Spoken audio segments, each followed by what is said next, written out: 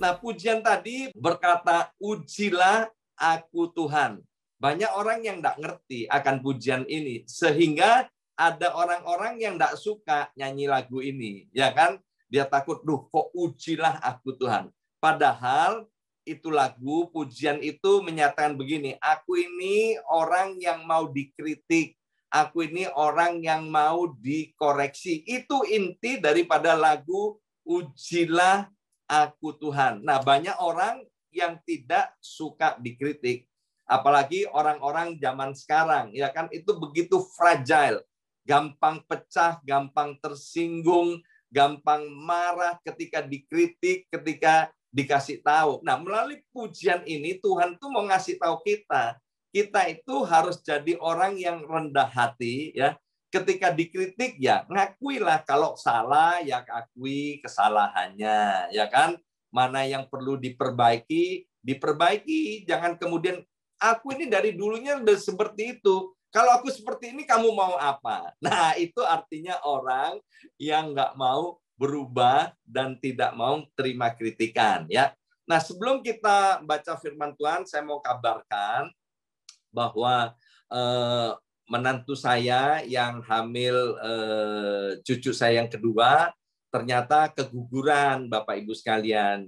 Jadi terima kasih untuk support dan doanya, ya. Buat saya tetap percaya bahwa Tuhan itu adalah Allah yang berdaulat, ya, Allah yang Maha Kuasa. Ya, menantu saya sudah mengusahakan yang terbaik, tapi akhirnya keguguran. Nah, saya percaya nanti tepat pada waktunya akan Tuhan berikan lagi. Karena ada beberapa hamba Tuhan yang menubuatkan bahwa dari Henok ini dengan Deborah saya akan punya cucu 3 orang, saudara. Ya kan, ini kan baru 1, nanti akan nambah ada yang kedua dan ketiga. Tapi kapan waktunya Tuhan tahu, dan Tuhan akan berikan yang terbaik. Jadi sekali lagi terima kasih buat support dan doa daripada Bapak Ibu sekalian. Dan saya akan terus berdoa buat Bapak Ibu yang merindukan tambah keturunan atau yang belum punya keturunan, kepingin punya keturunan, kami akan terus berdoa. Sebab apa? Sebab memang firman Tuhan berkata, beranak cuculah dan penuhilah bumi. Jadi orang beranak itu memang adalah kehendak daripada Tuhan. Nah, baik Bapak Ibu sekalian, sekarang kita sudah sampai di dalam 1 Tawarikh pasal yang ke-15. Oh ya, ada yang kelupaan. Nah, biasanya kan memang kita disiplin waktunya itu 1 jam, ya. Jadi jam 5.30 kita kemudian on time, jam 6.30 selesai. Ada beberapa yang tanya begini, Pak, doa syafaatnya kan cuma sebentar, ya. Nah, Bapak Ibu sekalian, mungkin ada yang belum tahu. Nah, setelah jam 6.30 itu, kami ada lagi doa syafaat. Jadi 6.30 sampai jam 7. Tapi di Zoom yang lama, yang 646 255 9483. Nah, yang setengah jam itu, ya, kami menyelesaikan semua daftar doa, ya, semua daftar doa ini semua kita selesaikan. Juga kita juga ada daftar nama jemaat dan lain sebagainya. Nah, ini kami doakan satu persatu. Itu kami adakan setelah jam 6.30. Sebab kalau kami adakan semuanya pada yang jam segini, ini waktunya nggak akan cukup, ya. Jadi jangan khawatir Bapak Ibu sekalian yang request doa yang tidak sempat kami doakan di acara yang jam 5.30 sampai 6.30, kami akan terus doakan dari jam 6.30 sampai dengan jam 7, ya. Baik, sekarang kita masuk ke 1 Tawarikh pasal yang ke-15. Saya akan bacakan dari ayat yang ke-13. 1 Tawarikh pasal 15 ayat yang ke-13, ya. Sebab karena pada pertama kali kamu tidak hadir, maka Tuhan Allah kita telah menyambar di tengah-tengah kita, sebab kita tidak meminta petunjuknya seperti seharusnya. Nah, ini kelanjutan kisah yang saya sampaikan beberapa waktu yang lalu, bagaimana ketika Bait Allah itu akan dipindahkan dari Kiryat Yearim untuk dibawa ke Yerusalem. Di dalam tengah perjalanan, dalam membawa tabut Allah itu, kemudian tabut Allahnya miring, ya kan? Dan kemudian dipegang oleh, kalau nggak salah, Uria atau siapa, ya. Dan kemudian, saudara, yang memegang ini sudah kemudian mati, dan Daud menjadi marah, menjadi gusar, menjadi gelisah, sehingga Bait Allah ini yang akan dibawa ke Yerusalem nggak jadi, saudara. Maka dititipkan ke rumahnya Obed-Edom, ya. Nah, kemudian Daud itu introspeksi, mengapa semua ini bisa terjadi. Nah, ternyata Daud punya kesalahan. Kesalahannya adalah dia tidak meminta petunjuk Tuhan.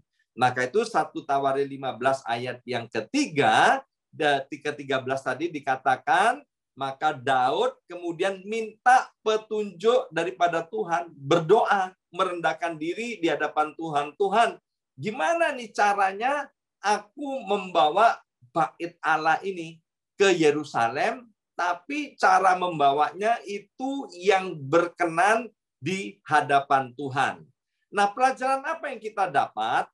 Yang pertama, yaitu kita harus mengerjakan pekerjaan Tuhan dengan cara-cara yang alkitabiah. Sekali lagi, kita ini harus mengerjakan pekerjaan Tuhan dengan cara-cara yang alkitabiah. Jadi jangan sampai ada cara-cara dunia, apalagi cara-cara klenik, kemudian dimasukkan ke dalam pekerjaan Tuhan, ya. Jadi semuanya harus sesuai dengan apa yang ditulis di firman Tuhan. Nah, Tuhan itu tidak berubah, karena Tuhan itu selain berkomitmen, tapi Tuhan itu adalah konsisten, ya. Konsisten artinya tidak pernah berubah. Tuhan itu setia. Maka itu Bapak Ibu sekalian, di dalam kita melayani Tuhan dan kita melakukan pekerjaan-pekerjaan Tuhan, itu harus dengan cara-cara yang alkitabiah. Misalnya, ya kan, keselamatan itu hanya ada di dalam Yesus, bukan Yesus plus, ya kan? Bukan Yesus plus, hanya di dalam Yesus, titik, tidak ada lain-lainnya. Ya kan, kadang-kadang ada orang suka tambah-tambahkan. Misalnya, ya kan, supaya kamu selamat, yaitu Yesus plus apa? Plus kamu harus pakai kalung salib. Nah, itu tidak alkitabiah, Bapak Ibu sekalian, ya. Jadi jangan pakai Yesus plus, jangan pakai yang lain-lainnya. Kesembuhan itu oleh bilur-bilur Yesus, maka yang sakit disembuhkan. Kalau pergi ke dokter, boleh nggak? Boleh, karena kedokteran itu adalah hikmat, akal budi yang dianugerahkan oleh Tuhan. Ya, boleh. Tetapi yang tidak boleh begini, ya kan?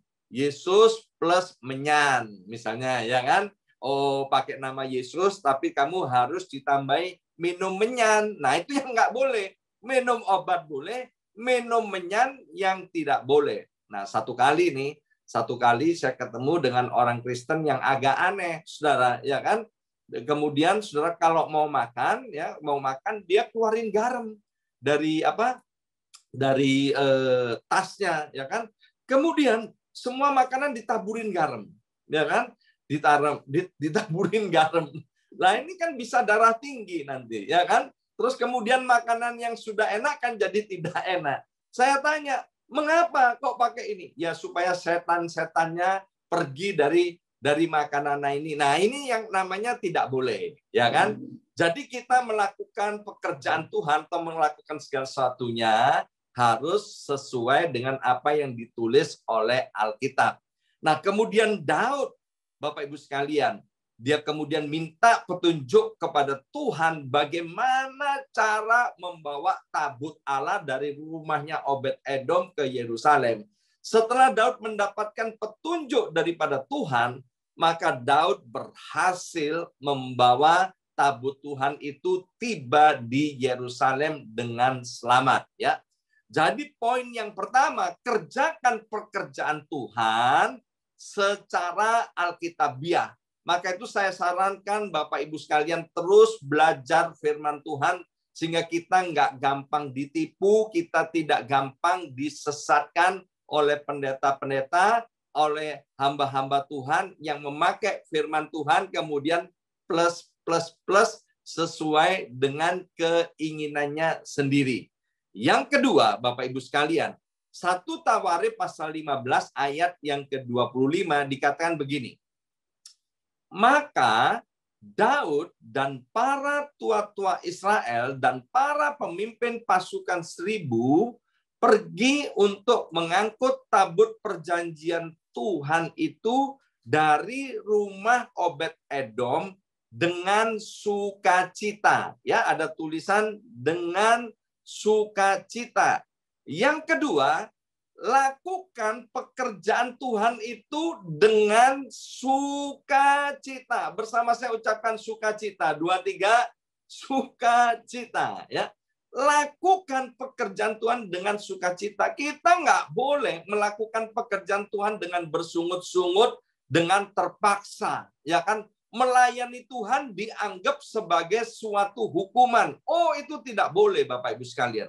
Kita diberi kesempatan melayani pekerjaan Tuhan, itu adalah satu privilege, itu adalah suatu kehormatan. Nah, orang-orang yang merasa melayani Tuhan, melayani pekerjaan Tuhan itu sebagai satu hukuman, itu dia tidak mengerti siapa yang dilayani. Ya, siapa yang dilayani. Buat saya, Bapak Ibu sekalian, maaf, bukan untuk meninggikan diri, saya kan pernah ketemu dengan namanya presiden, meskipun di Indonesia, saudara. Untuk kita menyambut kehadiran presiden, ya kan, itu saudara kita harus datang lebih awal, ya. Misalnya undangannya jam 10. Itu untuk menghadiri pertemuan dengan presiden itu mandatori. 1 jam sebelumnya kita sudah hadir di dalam ruangan itu, saudara. Itu mandatori, saudara. Baru menyambut presiden dunia, ya kan? Dan lihat, saudara, orang yang mendapat undangan untuk menghadiri pertemuan dengan presiden, aduh, senangnya, bangganya, luar biasa. Ya kan? Undangannya disimpan, kalau perlu dilaminating, kalau perlu dipajang di rumah, dibuat figura, hiasan. Kenapa? Adalah satu kebanggaan. Apalagi kalau kemudian boleh dekat dengan presiden dan melayani beliau. Nah, kita-kita ini, kalau diberi kesempatan untuk melayani Tuhan di atas segala Tuhan, Raja di atas segala Raja, harusnya kita excited. Jangan kita melakukan dengan keterpaksaan, seolah-olah itu adalah suatu hukuman. Nah, mengapa orang melayani Tuhan tidak bisa sukacita?